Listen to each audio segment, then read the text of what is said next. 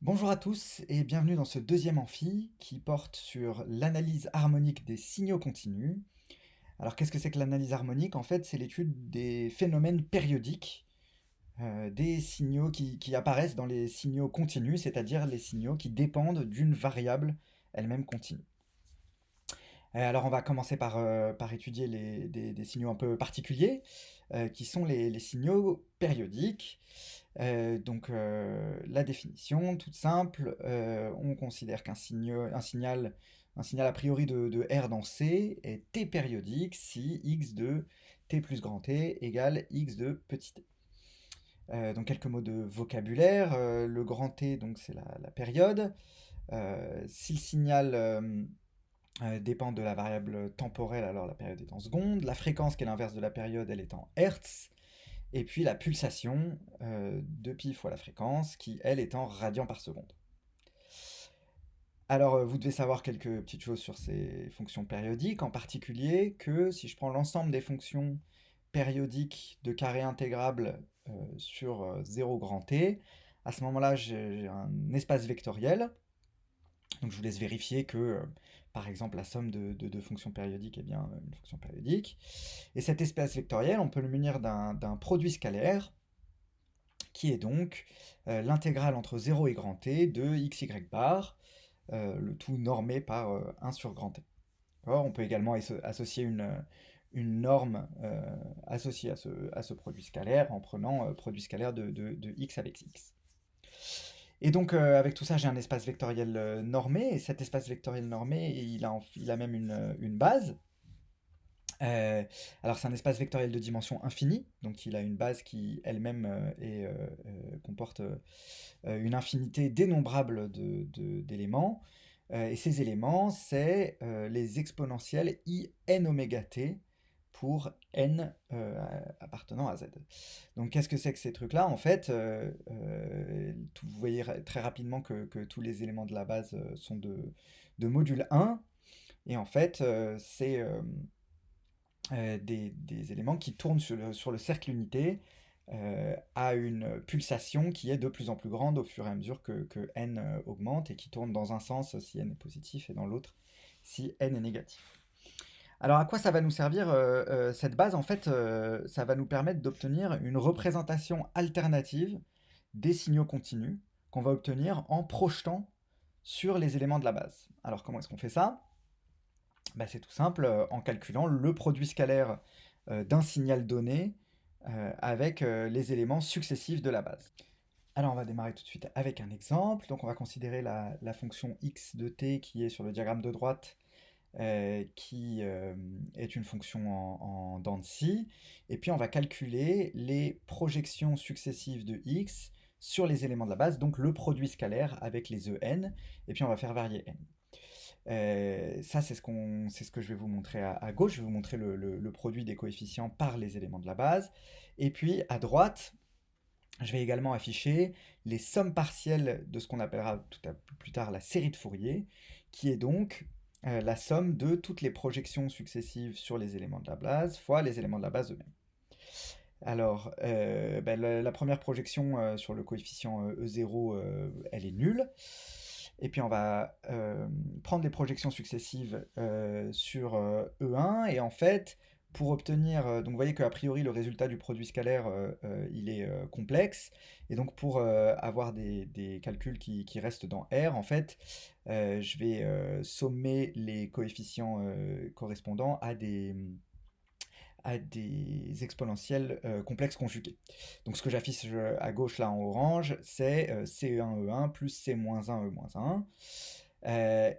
Vous voyez qu'on a déjà une première approximation à droite. Quand je fais la somme partielle du seul terme qu'il y a, on a un signal qui commence à ressembler un peu plus à x de t.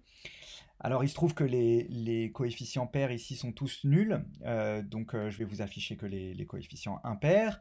Et donc quand je rajoute le coefficient correspondant à E3 et E-3, et ben vous voyez que le signal commence à se rapprocher de plus en plus de x, et puis je vais jusqu'à 5, et je ne vais pas m'arrêter, mais vous voyez que on a au moins l'impression que, à la limite, les sommes partielles de la série convergent vers le x de t. Et ça, c'est assez naturel. Si vous prenez un espace vectoriel de dimension finie, vous prenez un vecteur au hasard, et vous sommez les projections de ce vecteur successives sur les éléments de la base, et bien vous allez voir que vous avez une représentation de votre vecteur qui se rapproche de plus en plus de votre vecteur au fur et à mesure que vous sommez les différents éléments de la base. Alors ça nous donne ça nous amène en fait à notre premier théorème, qui est le théorème de Dirichlet, et qui indique que on peut représenter une fonction par ses projections successives sur les éléments de la base sous certaines conditions. Et en particulier, ces conditions, c'est que la fonction soit suffisamment régulière. Alors de quelle régularité on a besoin ? Eh bien, si la fonction est C1 par morceau, alors les sommes partielles, quand n tend vers l'infini, convergent bien vers la fonction, partout, sauf au point de discontinuité. Et au point de discontinuité, les sommes partielles convergent vers la moyenne entre les deux points de chaque côté, de part et d'autre de la discontinuité. C'est ça la signification de ces t plus et t moins dans la formule. D'accord ? Donc encore un petit mot de vocabulaire. La limite des sommes partielles, que je note grand S, c'est ce qu'on appellera la série de Fourier, alors que les coefficients Cn qu'on a calculés au slide d'avant s'appellent les coefficients de Fourier. D'accord ? Et on a même un peu plus que ça avec le théorème de Dirichlet. Si la fonction f est continue sur R, alors à ce moment-là, la convergence de la série de Fourier est uniforme sur grand R. Alors qu'est-ce que ça nous dit ce théorème ? Ça nous dit deux choses. La première, c'est que si je prends l'ensemble des coefficients de Fourier, je peux les sommer pour réobtenir ma fonction f, et donc c'est raisonnable de représenter f par ces coefficients de Fourier. Et ça, c'est déjà un gain, en quelque sorte, de place dans la représentation de f. On avait une fonction f qui était définie par sa valeur en chaque point de l'intervalle 0 grand t, donc qui était définie en chaque point d'un espace indénombrable. Et là, ce qu'on explique, c'est qu'on peut représenter f par un ensemble dénombrable de termes qui sont ces coefficients de Fourier. Alors, une autre leçon qui est ce qu'on a vu au slide précédent, c'est qu'on a envie de dire qu'on pourrait avoir une représentation approximative de f en prenant un nombre fini de coefficients. Alors ça, c'est une idée à laquelle il faut faire un petit peu attention. Ça n'est vrai en fait que quand la fonction f est suffisamment régulière. Et du coup, il est intéressant d'étudier ce qui se passe quand on essaye de faire l'approximation de f par un nombre fini de coefficients, mais dans un cas où f justement n'est pas suffisamment régulière. Donc on va prendre l'exemple qui semble déjà un peu problématique dans le théorème de Dirichlet, qui est l'exemple où f n'est pas continu. Alors en fait, ce qui peut se produire dans ce cas-là, c'est un phénomène qui s'appelle le phénomène de Gibbs, et qu'on va maintenant illustrer avec un exemple, donc en prenant une fonction créneau, qui est la fonction en bleu à droite, et puis en calculant, comme tout à l'heure, les projections sur les termes de la base, et puis les sommes partielles de la série de Fourier. Et quand on commence à augmenter un peu le nombre de termes, ce qu'on observe, c'est ces oscillations. Donc c'est exactement ça le phénomène de Gibbs. Et puis on pourrait espérer qu'elles disparaissent au fur et à mesure qu'on augmente dans le nombre de termes. En fait, ce qu'on observe, c'est que ces oscillations, elles ne disparaissent que à l'infini. Et donc, quelle que soit la représentation tronquée que vous prenez, eh ben, elles ont toujours énormément d'oscillations. Alors, aux endroits où la fonction est continue, en fait, on a des oscillations dont l'amplitude est de plus en plus faible. Mais au point de discontinuité, on a des oscillations qui sont de plus en plus haute fréquence. Alors sur un intervalle qui en fait tend vers 0 et qui à l'infini est de mesure nulle, mais dont l'amplitude est toujours supérieure aux oscillations de la fonction créneau. Par exemple, c'est un résultat classique. Vous pouvez montrer que les petits pics qui apparaissent avant et après le point de discontinuité, en fait, ne tendent jamais vers 0. Donc qu'est-ce que ça veut dire ce résultat? En fait, ça veut dire que c'est une mauvaise approximation du signal créneau que de prendre les sommes partielles de la série de Fourier, quel que soit l'ordre auquel vous choisissez de tronquer. Donc il faut bien faire attention à ce que dit le théorème de Dirichlet, hein. Vous avez bien la série de Fourier qui converge au point de discontinuité vers le milieu, la moyenne entre la discontinuité à gauche et la discontinuité à droite. En revanche, le fait que vous n'ayez pas de convergence uniforme, en fait, c'est très important et ça en dit long sur la qualité de l'approximation de la fonction par ces sommes partielles. Donc le message, c'est ne pas faire cette approximation quand le signal n'est pas suffisamment régulier, c'est-à-dire n'est pas continu. Bien, donc maintenant on va se donner des outils pour pouvoir faire des interprétations physiques de ces calculs de coefficients et de séries de Fourier. Et pour ça, on va définir ce qu'on appelle l'énergie d'un signal. Et de manière assez classique, on va définir l'énergie du signal comme étant la norme L2 du signal au carré. Qu'est-ce que ça nous permet de faire? En fait, le théorème suivant, qui est le théorème de Parseval, nous indique qu'il y a en gros la même quantité d'énergie contenue dans f et dans la somme de ces coefficients de Fourier.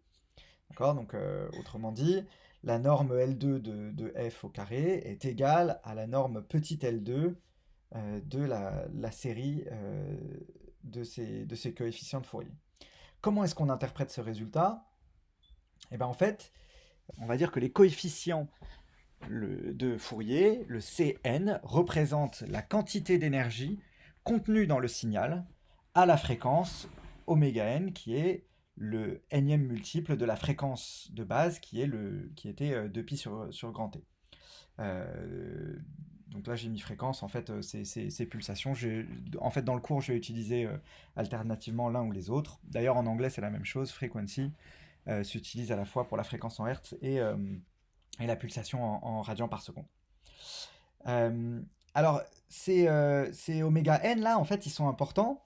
Il y a un premier terme de vocabulaire qui est important et qui va éclairer un peu sur le titre de cet amphi. La fréquence 2π sur grand T, on appelle ça la fréquence fondamentale. Et les multiples de ces fréquences, qui sont donc les oméga n, on appelle ça les harmoniques. C'est un terme qui vient de la musique.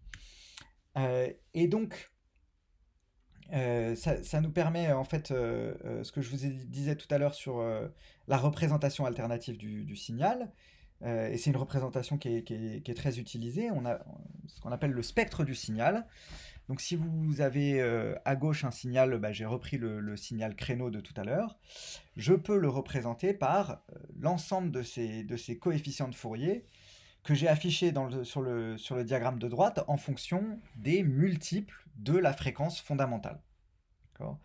Donc c'est les Cn, alors j'ai affiché en l'occurrence l'énergie, donc les modules de Cn au carré, en fonction des multiples de la fréquence fondamentale, donc en fonction de la fréquence fondamentale et de ses harmoniques. Et donc le spectre du signal, c'est la répartition fréquentielle de l'énergie. Et ce qu'on voit tout de suite, c'est que cette répartition de l'énergie, en fonction de la fréquence, pour un signal périodique, elle est discrète. Ce qu'on va voir dans un instant, c'est que c'est une propriété des signaux périodiques, et que pour les signaux non périodiques, on peut quand même avoir une représentation fréquentielle de l'énergie, mais celle-ci va devenir continue. Alors, ça peut paraître un peu étrange, cette idée de faire de l'analyse harmonique de signaux qui sont pas périodiques. En fait, il y a tout un tas d'applications pour lesquelles il y a des signaux, des phénomènes quasiment périodiques qui se produisent, et pour lesquels on a envie d'étudier exactement quelles sont les fréquences qui apparaissent dans le signal. Donc par exemple, je vous ai mis ici le signal qui correspond à la hauteur de l'eau en un point en mer du Nord. Donc en fait, ce que vous observez là, c'est le signal qui définit la houle. Donc il y a un projet qui s'appelle le projet John Swap qui visait à étudier les caractéristiques de la houle. Et donc ce que vous voyez, c'est que il y a des phénomènes qui ressemblent à des phénomènes périodiques, mais qui en fait le sont pas exactement. Donc on verra un peu plus tard dans l'amphi exactement à quoi ressemble la répartition fréquentielle de l'énergie de ce signal-là. Mais d'abord, on va commencer par se donner des outils pour l'étudier. Et cet outil, c'est ce qu'on appelle la transformée de Fourier. Alors, la transformée de Fourier, on va commencer par en donner une définition explicite, analytique, pour une catégorie de signaux particuliers qui sont les signaux qui sont dans L1 de R, les signaux intégrables. Et donc, on définit la transformée de Fourier par cette formule, qui est donc l'intégrale sur tout R de f de t exponentielle moins i oméga t dt. Alors, il y a une ressemblance assez frappante avec les coefficients de Fourier, sauf que ce coup-ci, l'intégrale n'est plus entre 0 et grand T, ça n'aurait aucun sens parce qu'on n'a pas de période bien définie pour f. Et donc l'intégrale est sur tout R, et ça a une autre conséquence, c'est que en fait, les exponentielles i oméga t, il n'y a plus de période fondamentale, donc le petit oméga qui apparaît dans la formule, en fait, c'est maintenant une variable continue, et la transformée de Fourier grand F de f dépend de cette variable continue petit oméga. Et donc cette variable, comme tout à l'heure, je vais l'appeler la pulsation. Alors un premier résultat à propos de cette définition, c'est que dans le cas où la transformée de Fourier elle-même est intégrable, alors à ce moment-là, on peut inverser la formule avec une formule très similaire, et je peux retrouver la fonction d'origine à partir de sa transformée de Fourier. Pourquoi c'est important ce truc-là ? Parce qu'en fait, depuis le début, ce que je vous raconte, c'est qu'on cherche des représentations alternatives des signaux qu'on étudie. Que tout à l'heure, dans le cas des signaux périodiques, je pouvais décomposer sur les éléments de la base, puis reconstruire ma fonction à partir de ces coefficients de Fourier.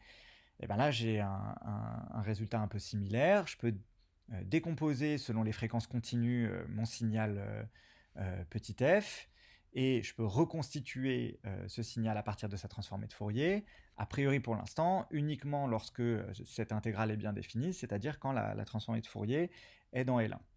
Alors en fait, ça pose un petit problème, parce que les cas dans lesquels la transformée de Fourier est dans L1, en fait, c'est les cas dans lesquels la fonction f est suffisamment régulière, et nous, ça nous intéresserait quand même d'avoir une définition un peu plus large que ça. En particulier, je vais vous donner un contre-exemple en fait. Si je prends un signal créneau, mais avec du coup ce coup-ci un seul créneau, donc en fait plutôt donc en fait juste l'indicatrice sur moins 1, et que je regarde sa transformée de Fourier, je vous laisse faire le calcul. Il y a les détails dans le poly, mais c'est toujours un bon exercice de faire ce calcul. Si je calcule sa transformée de Fourier, je trouve le sinus cardinal, qui est représenté à droite. En fait, c'est sinus x sur x, donc sinus oméga sur oméga. Et ça, c'est une fonction qui, elle-même, n'est pas dans L1. D'accord ? Donc, a priori, je ne peux pas utiliser la formule du bas ici pour reconstituer mon signal f. En fait, ce que ça dit, c'est que pour les fonctions petit f qui sont dans L1, la transformée de Fourier n'est pas inversible, a priori. Alors, comment est-ce qu'on règle ce problème ? En fait, on va donner une définition étendue de la transformée de Fourier aux fonctions de L2. Alors, il faut faire attention parce que pour les fonctions dans L2, a priori, cette première formule, elle n'a pas nécessairement de sens. En fait, ce qui se passe, c'est qu'on définit la transformée de Fourier avec un argument de densité. On crée des suites de fonctions qui sont dans L1, en fait, qui sont même dans un espace particulier qu'on appelle l'espace de Schwartz. On crée des suites de fonctions qui convergent vers les éléments de L2, et ça nous permet d'avoir une définition étendue, une espèce de prolongement par continuité, en fait, de la transformée de Fourier pour les fonctions dans L2. Et alors là, il se passe un truc très agréable, c'est que si on peut montrer que si une fonction est dans L2, alors sa transformée de Fourier l'est également. Et on peut montrer que f est inversible dans L2 et que son inverse s'exprime en fonction de la transformée de Fourier elle-même avec une formule en fait qui ressemble énormément à la formule, qui est cohérente en fait avec la formule du bas ici, mais qui s'exprime comme ça. D'accord ? Donc, on a obtenu maintenant une représentation alternative des signaux qui sont dans L2, donc des signaux qui sont d'énergie finie, puisqu'on définit toujours l'énergie d'un signal par sa norme L2. Et cette représentation alternative, c'est, de la même manière que pour la série de Fourier, la distribution fréquentielle de l'énergie du signal. Donc, si je reprends le signal de Houle que je vous ai montré tout à l'heure, et ben en fait, voilà à quoi ressemble sa répartition fréquentielle de l'énergie. Alors là, elle est représentée pour différents, ce qu'ils appellent C-states. Donc en fait, plus le C-state est élevé et plus on a une mer qui est agitée. Et donc ce que vous voyez, c'est que on a maintenant une répartition fréquentielle de l'énergie qui est continue. Dans le cas de la courbe verte, par exemple, qui est assez bien localisée autour d'une fréquence donnée. Et en fait, la courbe que je vous montrais tout à l'heure ici, on voyait bien qu'il y avait une fréquence à peu près, on sent qu'il y a une fréquence qui revient assez fréquemment. Donc en fait, ça correspondait ici à la courbe verte. Donc on est à peu près autour de 0,1 Hz. En revanche, on n'est plus comme dans le cas des signaux périodiques où on avait un spectre discret. D'accord ? Et donc on a toujours un théorème qui nous donne l'équivalence entre l'énergie, la représentation temporelle de l'énergie du signal, donc la norme L2 du signal d'origine, et puis la norme L2 de la transformée de Fourier, c'est-à-dire la répartition fréquentielle de l'énergie. Voilà, donc c'en est tout pour ce premier amphi. Vous avez une série d'exos que je vous invite à faire avant de passer à l'amphi suivant, dans lequel on parlera de ces mêmes représentations fréquentielles des signaux, mais dans le cas de signaux discrets. Voilà, donc c'est presque tout pour ce dernier amphi. Alors en fait, j'ai rajouté 2 slides qui ne sont pas nécessaires à la compréhension du cours. Qui sont des slides explicatifs de 2-3 problèmes industriels dans lesquels on s'intéresse à cette histoire de Houle. Donc si ça vous intéresse, je vous invite à rester. Et puis sinon, vous pouvez directement passer aux exercices. Donc un premier problème qui est celui dont j'ai extrait en fait le signal de Houle que je vous ai montré au début de cet amphi. C'est le problème des éoliennes offshore. Les éoliennes offshore, en fait, elles sont reliées au sol par des câbles et elles sont posées sur une base flottante. Évidemment, elles sont soumises à une force exercée par le vent sur les pales. Et la houle vient agir comme une perturbation qui risque de faire pencher l'éolienne de manière dangereuse. Et donc, il y a des contrôleurs qui sont mis en place pour contrer ces oscillations. Et pour ceux d'entre vous qui feront de l'automatique en deuxième année, une chose que vous apprendrez, c'est que les contrôleurs ne peuvent être efficaces que dans une bande de fréquences donnée.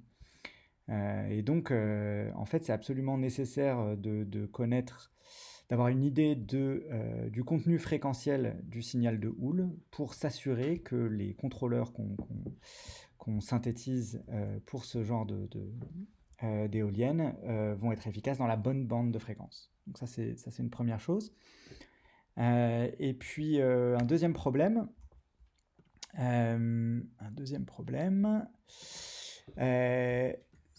Voilà, je vais vous montrer maintenant une vidéo qui se passe à côté d'une plateforme pétrolière. Et ce que vous voyez en fait à droite de l'écran, là, c'est un bateau qui vient effectuer des opérations de manutention. Et donc pour ça, en fait, il va déployer une passerelle qui va partir du bateau et qui va venir raccorder la plateforme. Et ce que vous allez voir, c'est que la passerelle va rester arrimé parfaitement à la plateforme, malgré une houle assez impressionnante. Donc il y a des oscillations de 3-4 mètres entre le haut de la vague et le creux de la vague par instant.